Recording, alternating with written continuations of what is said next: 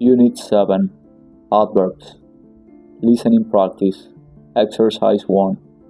Listen to track 21 and repeat the reading out loud. When you first learn English, you need to talk slowly. If you try to talk fast, you will make more mistakes. It is important to learn to talk well, that is to say, selecting your words, pronunciation, and structure carefully.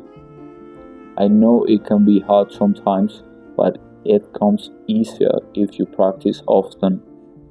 Remember, never miss a chance to use your English skills. Always interact with others. That is how you improve. Yesterday was the best moment to start learning a language.